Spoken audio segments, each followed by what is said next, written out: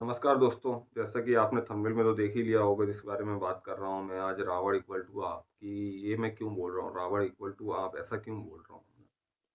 तो इस वीडियो में हम पूरा बात करेंगे रावण के चरित्र के बारे में और अपने चरित्र के भी बारे में कि क्या है रावण और हम में क्या अंतर है, क्या अंतर नहीं है, कि राम और हम में क्या अंतर है, क्या अंतर नहीं है। पहले तो मैं चरित्र के बारे में बात करना चाहता हूँ कि रावण के चरित्र के बारे में तो आप सब जानते ही होंगे जैसे कि आपने सीरियल्स में देखे होंगे, रामचरितमानस में देखा होगा कि रावण एक ऋषि का पुत्र था और वो बहुत भारी वेदों का ज्ञाता था, बहुत सारे वेद उसे कंठस्थ थे और महादेव का वो परम भक्त था। ये उसकी जो पॉजिटिव साइड में माना जाता है। और उसकी जो नेगेटिव साइन में ये माना जाता है कि वो जो है किसी की जो स्त्री थी, जो भगवान श्री राम की स्त्री उनकी जो पत्नी थी माता सीता को हरण करके ज़बरदस्ती अपनी लंका में ले आया था। ये उसकी नेगेटिव साइड में माना जाता है दोस्तों। और अगर उसी जगह अगर श्री राम जी की अगर मैं पॉज़िटिव साइड की बात करूँ तो वो तो खुद एक परम भगवान थे। उन्होंने खुद विष्णु जी का जन्म लिया था। विष्णु जी का जन्म लेके उन्होंने जो भी जो पुण्य के काम किए थे, वो सारे आपको मालूम हैं।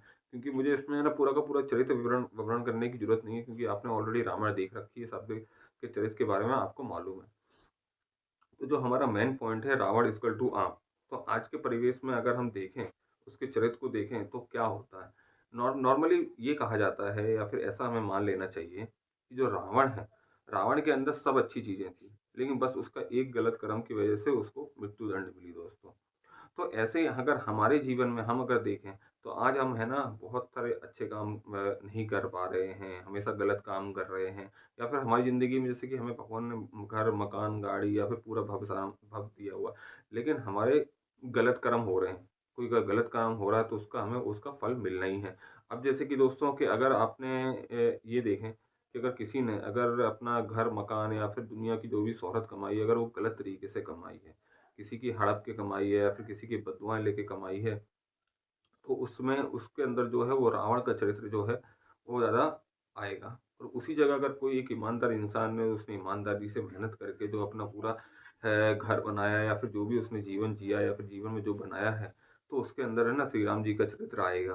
तो ऐसे दोनों के चरित्र हमारे शरीर में रहते ही हैं, हमारे अंदर रहते हैं, बस डिपेंड करता है कि हम किसके चरित्र को ऊपर ले रहे हैं, कि हम रावण के चरित्र को ऊपर लेके जा रहे हैं या फिर श्री राम जी के चरित्र को ऊपर लेके जा रहे हैं। अगर हम रावण की दूसरी साइड की अगर बात करें, तो रावण में देखा जाए तो ना हर चीज़ सही थी, लेकिन उसके अंदर अहंकार था, उसके अंदर जो गलत काम था, वही उसको ले डूबा। बाकी उसके अंदर कोई कमी नहीं थी। तो वैसे ही आज के परिवेश में अगर हम बात करें, तो जैसे कि अगर आप सब कुछ आपके पास है, आप भगवान आपको सब कुछ दे रखा है, लेकिन अगर आप कोई गलत काम कर रहे हैं, गलत लोगों को गरीब लोगों को परेशान कर रहे हैं या फिर उनका हक मार रहे हैं या फिर जिसका हक है उसे ना दे के आपने उसका हक मार लिया है, तो वो गलत कर्मों में काउंट होगा। तो वैसे ही ये जो कर्म रहेंगे आपके, उस तरीके से ना आपको उसका फल भोगना पड़ेगा।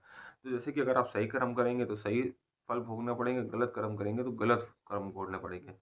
तो जैसे कि जीवन में अगर आप 2 चरित्र को साथ में लेके चलें, श्री राम जी के और अगर रावण के चरित्र को अगर साथ में लेके चल रहे हैं, तो हमेशा ना श्री राम जी के चरित्र को ऊपर लाने की कोशिश करिए दोस्तों। कभी भी हम जैसे कि अगर मैं एग्ज़ाम्पल दूँ कि अगर आपके माँ-बाप हैं, तो आप माँ-बाप की जैसे श्री राम जी और अपने जो उनके पिताजी थे, उनके कैसे संबंध थे, कैसे उनके वो आदर किया करते थे, तो वैसे ही आप है ना अपने जीवन में उसको उतारिए।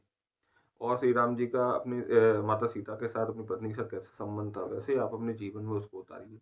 भाई के साथ कैसा संबंध था, समाज के साथ कैसा संबंध था, लोगों के साथ कैसा संबंध था, उसको आप कॉपी करके अपने में उतार सकते हैं। श्री राम जी को अगर आप कॉपी कर रहे हैं तो कोई गलत बात नहीं। मैं तो बोल रहा हूँ कि आप बहुत अच्छे से श्री राम जी के जो चरित्र को कॉपी करिए और अपने जीवन में कॉपी करके उतारिए।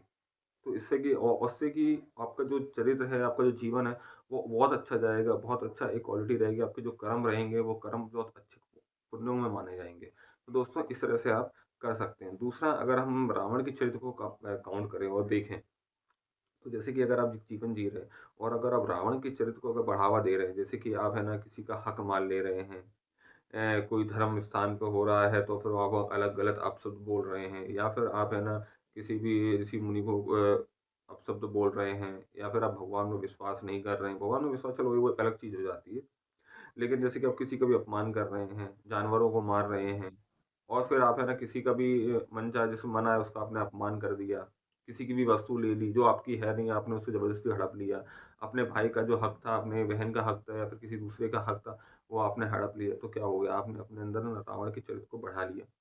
तो ये आपके दोनों काउंट करेंगे कर्मों में, बुरे कर्म और अच्छे कर्म। अगर मैं बुरे कर्म और अच्छे कर्म में की यहाँ अगर बात करूँ, तो जैसे कि एक मैं एग्ज़ाम्पल देना चाहता हूँ दोस्तों, जैसे कि अगर आप कहीं खड़े हैं और आपके पास कोई कुत्ता एक आता है, खड़ा है पास में, कुछ आपसे उम्मीद रख रहा है, अगर आपने उस टाइम पे उसको 2-4 बिस्किट खिला दिए, ठीक है? तो आपको ये अच्छे कर्म में माने जाएँगे। और उसी जगह पे अगर आपने उस कुत्ते को पत्थर मार दिया, लात मार दिया, भगा दिया, तो उसको आपको ना बुरे कर्म में माने जाएँगे। तो ये बुरे कर्म में काउंट होंगे।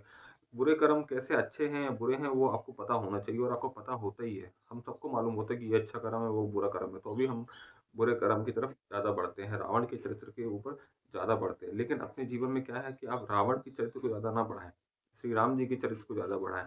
श्री राम जी के चरित्र को अगर आप कॉपी करेंगे ना, तो आपके जीवन सच में है ना, हर एक पॉइंट पे, हर एक मुश्किलों पे आके ना सही होता जाएगा, कोई प्रॉब्लम ही नहीं होगी। लेकिन अगर आप रावण के चरित्र को आगे लेके जाएँगे, अहंकार रखेंगे, कपट रखेंगे अंदर, किसी का हक मारने की कोशिश करेंगे, तो फिर ये आपका जो जीवन है, वो रावण के चरित्र को बढ़ावा देगा और आपके जीवन में जो रावण का चरित्र जो बढ़ावा देगा, और जैसा कि आपको मालूम है कि रावण के चरित्र को बढ़ावा देने के बाद फिर रावण का क्या अंत हुआ। इस तरीके से ना जो आपने जो बुरे कर्म करेंगे, तो उसका अंत आपको पता ही है कि कैसे होने वाला है। तो दोस्तों, अगर मैं बात करूँ कि चरित्र को आप कैसे कम कर सकते हैं, कैसे अपने अंदर बढ़ा सकते हैं, गढ़ा सकते हैं रावण के और श्री राम जी के चरित्र को, तो हमेशा हमेशा कोशिश करिए कि आप है ना अपने परिवार से, अपने भाई-बहन, बीवी-बच्चों से या फिर घर में किसी से भी ना आप बहुत अच्छी तरीके से बात करें, उनको चीज़ों को समझें। बाहर समाज में जाएँ तो बहुत शांत और स्वभाव से अच्छे से बात करें। आपको अगर कोई पशु-पक्षी मिलता है, तो भी उसे कुछ खाने-पीने को दान करें। ऋषि-मुनि मिलते हैं, तो भी उन्हें कुछ दान करें, कुछ कृपा जैसे कि अगर आप तो उन पे वो क्या ही कृपा करेंगे, ये तो सब भगवान का ही है, लेकिन तो भी अगर आपकी जेब से अगर उनके ऊपर जाता है, तो उन ऋषि मुनियों की कृपा उल्टा आपके ऊपर हो जाएगी। अगर आप उन्हें कुछ दान देते हैं, कुछ खाने-पीने को देते हैं, पक्षियों को कुछ दाना डालते हैं, जानवरों को रोटियाँ या फिर कुछ भी जो उनको खाने को होता है, मछलियों को दाना डालते हैं, प्लस आप अपने समाज में हैं, वो बहुत अच्छा व्यवहार रखते हैं, प्लस आप अपने घर के अंदर हैं, जो अपनी बहन-बेटियाँ हैं, उनसे अच्छा व्यवहार रखते हैं, अपनी पत्नी, अपने भाई-बहनों से, अपने माँ-बाप से अच्छा व्यवहार रखते हैं, तो ये भी आपके जो है ना पॉज़िटिव कर्म को इंक्रीज़ करेगा, जो आपके श्री राम जी के चरित्र को आप बढ़ावा देने वाले हैं, वो आपको बढ़ेंगे।